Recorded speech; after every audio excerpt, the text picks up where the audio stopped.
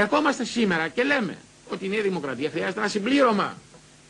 Και ποιο είναι το συμπλήρωμα αυτό? Το συμπλήρωμα αυτό μπορεί να είναι ο Κωνσταντόπουλος? Φυσικά όχι. Μπορεί να είναι η Παπαρίγα? Φυσικά όχι. Μπορεί να είναι ο Τσοβόλας? Φυσικά όχι. Μπορεί να είναι ο Άκης Τσοχατζόπουλος? Φυσικά όχι. Ποιοι είναι?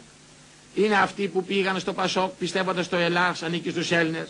Κάποτε πάλευα για λαϊκή κυριαρχία, εθνική ανεξαρτησία. Όταν ήμουνα στο Πασόκ, το σύνθημα του Ανδρέα Παπανδρέου, η Ελλάδα ανήκει στους Έλληνες, δεν είναι το σύνθημα καθαρή Ελλάδα. Είναι αυτοί που πήγαν στο Πασόκ πιστεύοντας το Ελλάς ανήκει στους Έλληνες και που σήμερα πολιτικά εκφράζονται από τον Παντουβά, τον Παθεμελή και κάποιους άλλους που φωνάζουν για τα πατριωτικά θέματα, τον Κυπουρό. Είναι η πολιτική άνοιξη στο μεγαλύτερο κομμάτι της, αν όχι σε όλο.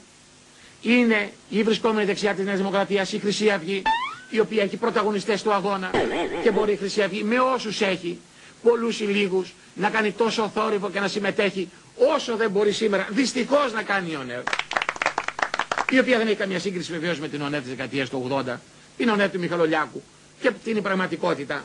Να βλέπετε τα πράγματα με το όνομά τους. Η ΕΠΕΝ, οι βασιλικοί, οι αμετανόητοι αυτοί πιστεύουν, αυτοί δεν χρειάζονται. Και λέω λοιπόν, αυτοί για λόγους που εκείνοι έχουν επιλέξει δεν έρχονται με τη Νέα Δημοκρατία. Σου λέει δεν έρχομαι εγώ για να κάνω υπουργό το Βαρβιτσιώτη, δεν έρχομαι να κάνω υπουργό το Καρατσαφέλη, δεν έρχομαι να κάνω υπουργό το Μάνο. Δεν έρχομαι κύριε, γιατί να σας κουβαλήσω στην πλάτη. Τι κερδίζω που θα έρθετε στα πράγματα εσείς? Ούτως ή άλλως δεν με θεωρείτε συνέτερο, δεν με θεωρείτε πέρο, δεν με θεωρείτε αδελφό, δεν με θεωρείτε συγγενή. Έρχομαι και λέω λοιπόν εγώ κυρίες και κύριοι. Και προσπαθώ να το περάσω. Εντάξει ρε παιδιά, ελάτε εδώ σε αυτή τη νέα ελπίδα που είμαστε όλοι. Που είμαστε σαφώς η Νέα Δημοκρατία, ο κορμός, αλλά και εσάς δεν σας πετάμε. Σας θεωρούμε ότι είσαστε ένα κομμάτι. Ελάτε στη διανομή της εξουσίας. Ελάτε να πάρετε κι εσείς. Λοιπόν, για να σου δώσει ο άλλος πρέπει να του δώσεις. Ρε έλα να μου δώσεις εμένα να με κάνεις εξουσία, να πάρω τα υπουργεία, να πάρω. Πάρε και εσύ τη διοίκηση ενός οργανισμού. Πάρε και εσύ ένα υφυπουργείο. Γιατί ο άλλος θα έρθει να σε κουβαλήσει στην πλάτη. Αυτό λέει η νέα ελπίδα. Η νέα ελπίδα λοιπόν είναι η νέα σκέψη, η νέα ιδέα, η νέα πράξη, η νέα πρόταση την οποία κάνουμε εμείς από εδώ για να γίνουμε κυβέρνηση. Είναι η βρισκόμενη δεξιά της Νέας Δημοκρατίας, η Χρυσή Αυγή, η οποία έχει πρωταγωνιστές του αγώνα, η ΕΠΕΝ, η Βασιλική. Αυτοί δεν χρειάζονται. Ελάτε στη διανομή της εξουσίας. Ελάτε να πάρετε κι εσείς. Έρχομαι και λέω λοιπόν εγώ κυρίες και κύριοι. Και προσπαθώ να το περάσω.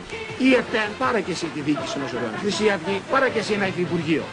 Άρχι το ιδανικόν και το ιδανικόν είναι ένα. Γέρι, γέρι, γέρι, γέρι, με τον Καρατσαφέρη. Είναι ένα. Γέρι, γέρι, γέρι, γέρι, με τον Καρατσαφέρη. Είμαι εναντίον των άκρων. Γι' αυτό λέω και ξαναλέω, δίνουμε δύναμη στη δύναμη του Καρατζαφέρη. Δεν υπάρχει άλλη λύση. Πρέπει να κυβερνήσει την Ελλάδα για να την αλλάξει. Να το πάρουμε χαμπάρι. Ελάτε στη διανομή της εξουσίας. Σε φωνάζω σε καλό. Ελάτε να πάρετε κι εσείς. Έρχομαι και λέω λοιπόν εγώ κυρίες και κύριοι. Και προσπαθώ να το περάσω. Η ΕΠΕΝ, πάρε και εσύ τη διοίκηση ενός οργανισμού. Χρυσή Αυγή, πάρε και εσύ ένα υφυπουργείο. Δύναμη στη δύναμη του Καρατζαφέρη για να αλλάξει την Ελλάδα.